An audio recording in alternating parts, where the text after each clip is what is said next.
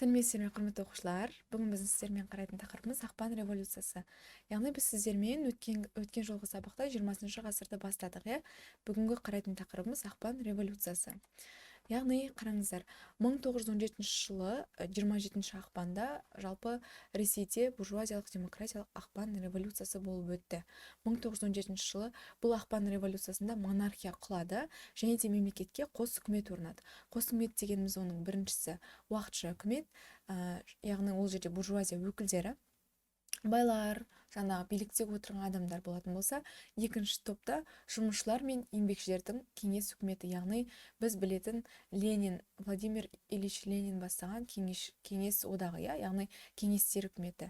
Енді бұл ақпан революциясында, ақпан төңкерісінде екі үкімет бірін-бірі мойындаған жоқ. Және де оның нәтижесі қазан төңкерісіне дейін алып келген екен. Енді жалпы ақпан революциясынан кейін қос үкімет орнаған кезде ұзақ бір 8 айға жуық, яғни ақпан бізде 2-ші ай болатын болса, қазан бізде 11-ші ай. Сол уақыт аралығында мемлекетте қос үкімет билік етіп отырды.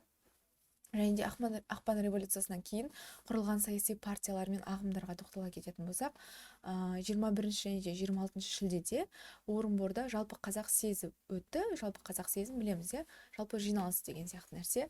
Онда Алаш партиясын құру туралы мәселені қарап, оның бағдарламасын құру туралы шешім шығарған екен. Яғни Алаш партиясында, Алаш бағдарламасында 25 адамнан тұрады. Оның бізде 15-і қазақтар және де оны басқа ұлт өкілдерінен деп қарастырған болатын.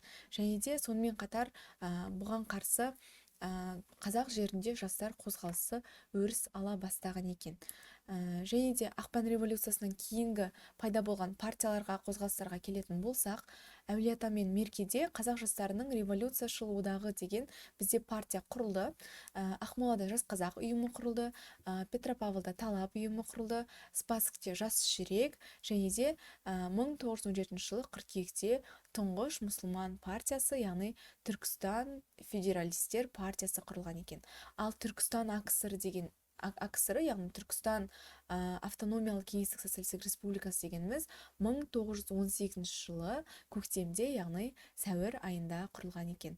Ал біздің алдымызда сіздерде тұрған жас қазақ, талап, жас жүрек деген сынды біздің партияларымыз, бұл партиялар ақпан революциясынан кейінгі қазақ жастарының құрған партиялары екен.